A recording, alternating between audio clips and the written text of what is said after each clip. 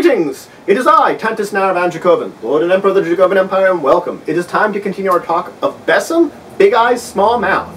We've been talking about some more game mechanics in it, and I'm going to continue expanding upon that, breaking down some more game mechanics that you may or may not be using. So let's just dive right into it. We're talking about modifiers to attack and defense. Now for modifiers to attack, they do talk about a whole bunch in the book. Giving some examples, though, it would be sort of like if I'm running and moving around a lot and attacking, I would get a penalty. Or if I'm attacking and moving a target, I would get a penalty. Those are some examples of penalties you would get while fighting in combat, and these modifiers would apply to whenever you're making your dice check.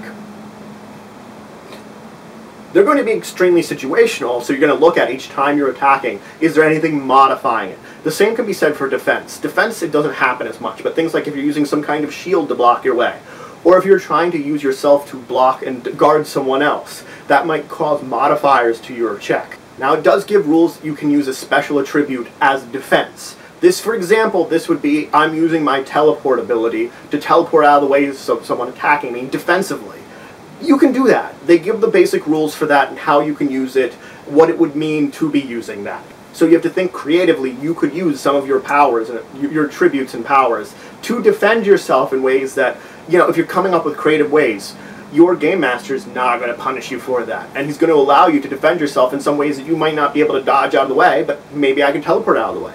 Now they do give some options for variable damage. Now this is all optional. I'm just going to go over the very basics of it, but there's 6 options. They're split between 2 groups.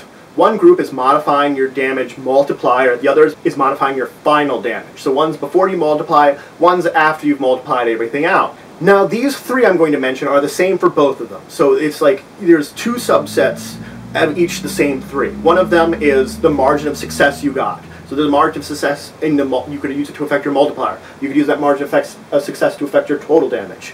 You could also use your attack roll itself as determining if you do extra damage. And the other thing you can do is you can do a second attack roll effectively to do possible modifications of the damage. And as I said, this applies to both of these sort of groups. Now, you can take damage in non-combat situations. These can be like impact damage from things like car crashes, or avalanches, or falls, or any kind of other hazards that might be knocking into you. They only talk about this a little bit, but they do mention things like how far you'd fall for different damages on a little chart there. After this, we have to talk about deprivation. Deprivation is lacks of things like sleep, rest, food, water, air. Whenever you're deprived of something for a period of time, it causes loss to your energy, it can cause loss to your health, it can be fatal. When you're being deprived of it, it tells you for each one how long it's going to be, and effectively you're going to lose those stats over that certain period of time. While you're still under the effect of this deprivation, you cannot recover any energy or health. It's considered incurable until you actually get rid of the deprivation. So if you're starving to death and you're losing energy and health because of it, you have to eat before you can heal that energy and health. Now the next section they talk about another sort of optional one, this expanded rules of injury. This is talking about things of like, if your adventure is very dramatic and involves a lot of like injury and stuff, it's not like, you know, a fun one where you're just getting knocked out when you're being defeated, where getting beat up makes a difference and your character could actually die. You know, a much more dramatic situation, you'd apply these rules. That's when we really do talk about your shock value, which I vaguely mentioned before.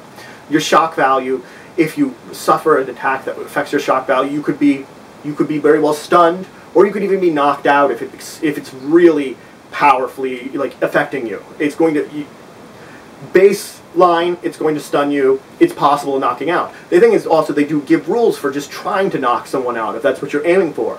Maybe you can't get that shock value, so you're just trying to knock someone out. And they do delve a little bit into the rules of like getting injuries and permanent wounds and scars and things like that. They do mention in this section the rules on executions, which could come up in a very serious game. It's where you basically put someone that's been captured or is helpless to death. There are times where it may come up in a game where maybe, you know, you're a prisoner and stuff, you know, you can't let them free. It's what you have to do. A serious game might have some of that stuff, and it's going to be a much more dramatic game when it applies. So that's all I wanted to talk about today. I've gotten to some more rules and some more game mechanics. I talked about modifiers to attack and defense. I talked about some non-combat damage. I've talked about a few different types of optional rules that you can apply to your game. such as modifying your damage or modifying your combat to be a little bit more deadly. If you have any questions, comments, anything you want to say, anything you want to leave, anything you think I left out, please leave in the comments below. Please like this video if you enjoyed it. Great way of showing your support for the channel and the Empire. Please subscribe if you already haven't. We're always looking for more members, more citizens. And please share this video if you know anybody that learned anything from it or would just enjoy watching it. And until the next time, I bid you farewell.